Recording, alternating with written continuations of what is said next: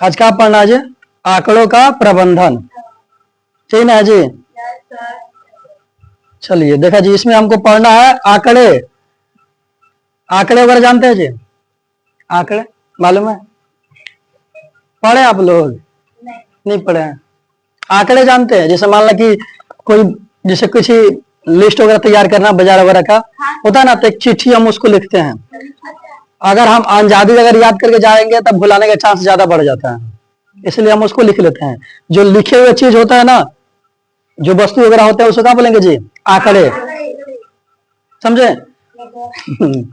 जैसे मान लो कि स्कूल हो गया, एक स्कूल में एक क्लास में कितने बच्चे बैठे हुए हैं? इसे नॉर्मल आप जान रहे 42 वगैरह हो गया। लेकिन आप जाएंगे उसको बढ़िया से कॉपी में क्लास बाई क्लास उसको नोट करके लाएंगे, उसको क्या बोलेंगे जी? आंकड़ा। समझ गए? तो देखा जी, आंकड़े का मतलब समझ गए? कोई दिक्कत नहीं है इसमें? एक चित्रालेख होता है। आंकड़े का एक मुख्य भूमिका होती है जिसको बोलते हैं एक चित्रालेख। देख, इसका मतलब होता है कि चित्र के द्वारा, जैसे आप लोग नॉर्मल जानते हैं, एक बॉक्स होता है, इस बॉक्स में आप किताब में देखे होंगे छोटे से क्लास में जो होता है ना 1 या 2 क्लास में, कि इस तरह बॉक्स दिया रहता है, इसमें आपको कुछ बच्चे बना दिए जाएंगे, इस तरह बच्चे बना दिए जाएंगे।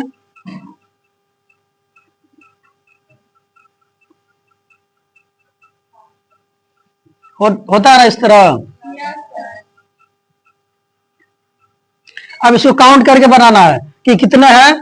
3, तो यहाँ पर लिख देंगे 3। और भी बहुत सारे फल वगैरह होता है, चाहे बॉल वगैरह का आकृति बनाई जाती है ना, गाड़ी वगैरह का, उसको काउंट करके। तो यहाँ पर हमको चित्र, फिगर को देख करके बताना पड़ता है। इसको क्या बोलेंगे जी? चित्रालेख। कोई दिक्कत नहीं? आप देखा जी, तो समझ में आ गया। जब इसको चित्र के माध्यम से हम दर्शाएंगे, आंकड़े तैयार करेंगे, उसको क्या बोलेंगे जी? एक चित्रालेख। उसी प्रकार से एक और आगे उसमें मिलता है एक दंड आलेख। एक होता है एक दंड आलेख।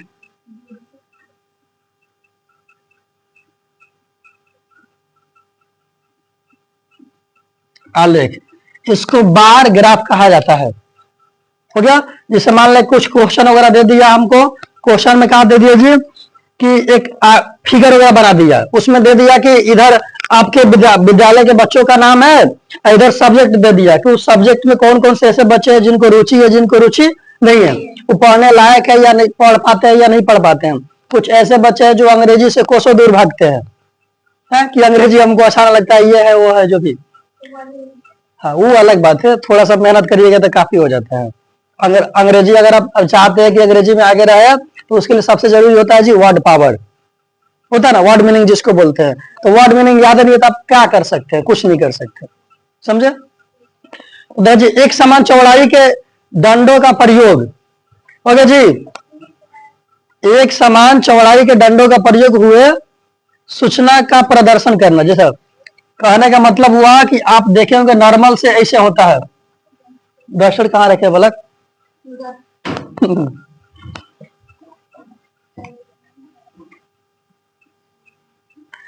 इस तरह दिया, इसमें दिया है फिगर में कि जिससे मान लीजिए कि यहाँ पर इस तरह दे दिया, हो गया। यहाँ पर कुछ आंकड़े बना दिया, जैसे मैं लिख दिया 5, 10, 15, 20, 25, 30 तक कर लीजिए, हो गया। अब देखिए, ये आपका हो गया बच्चों की संख्या।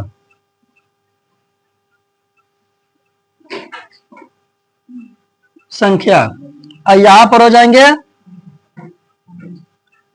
विषय।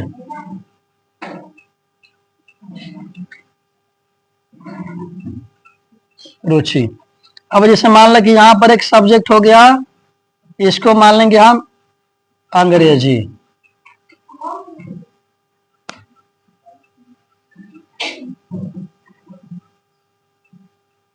ये हो गया हिंदी।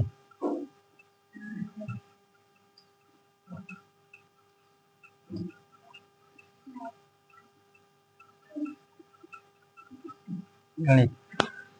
देखिए, कहने का मतलब है कि 3 को विषय दिया गया है।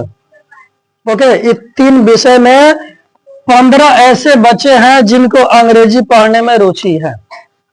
ओके।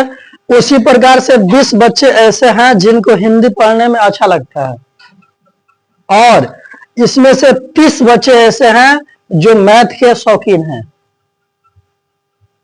समझ गए? तो ये क्या हो गया जी, एक दंड आलेख हो गया। इसको फिगर के माध्यम से दर्शा दिया गया, तो ये हो गया दंड आलेख। इसको सॉल्व करना होता है। अगर क्वेश्चन इसमें नीचे दे दे कि इस आलेख से क्वेश्चन का आंसर दीजिए, क्वेश्चन पूछ दे कि इसमें कितने बच्चे हैं जिनको हिंदी में रुचि है, 20 बच्चे हैं, बना लेंगे ना, ऐसे होता है। तो इस चैप्टर में हम लोग को सबसे ज्यादा यही पढ़ना है। फिर उसी प्रकार से हम लोग को मिलता है आगे पाई चार्ट, जानते हैं जी, जो वृत्ताकार होता है।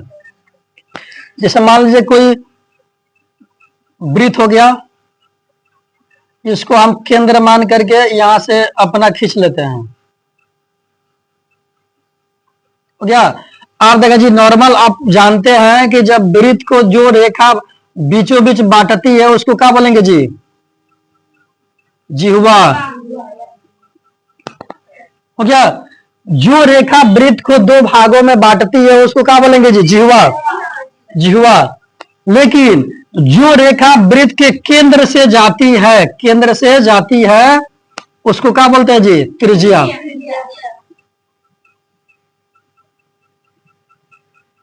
त्रिज्या। किसी भी वृत्त के कोणीय मान कितना होता है जी, 360 डिग्री का, हो गया। जब हम कोण बनाते हैं यहां से परकाल रह करके जब इस तरह खींचिएगा तो पहला कट होगा 60 डिग्री का, दूसरा 120 और तीसरा 180। जब आधा जो अर्ध गोलाकार आकृति बनती है उसका मान होता है 180 डिग्री। तो इसको डबल जब कर दीजिएगा तो 360 हो जाएगा। यहां पर ऐसे हो गया, तो समझ गए।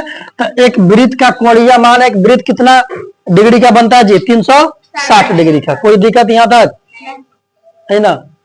हाँ, कोई दिक्कत नहीं होना चाहिए। जो भी समस्या है आप बोल सकते हैं। द्विदंड आलेख जानते हैं? नहीं मालूम है?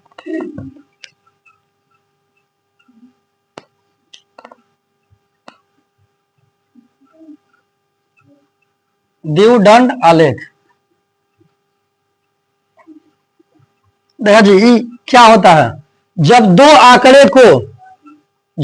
आंकड़े को एक साथ एक ग्राफ में दर्शाते हैं उसको क्या बोलते हैं जी, द्विदंड आलेख, हो जाएगा ना। जब दो आंकड़े मतलब समझ रहे हैं, दो आंकड़े का मतलब, जिसे मान लो कि स्कूल में कितने कमरे हैं और प्रत्येक कमरे में यानी प्रत्येक क्लास में कितने बच्चे हैं, दोनों को एक साथ लेकर के लाना है, उसको क्या बोलेंगे जी, द्विदंड आलेख। यानी दो आंकड़े को एक साथ दर्शाने की क्रिया को क्या बोलेंगे जी, द्विदंड आलेख। अलग अलग जो पढ़ाने वाले टीचर होते हैं वो अपना अलग अलग डिफिनेशन लिखवाएंगे इसके, समझे। ये जैसे भी हो सकता है, दो आंकड़े को जब एक साथ, दो समूहों वाले आंकड़े को जब एक साथ जोड़ करके दर्शाएंगे उसको बोलेंगे द्विदंड आलेख।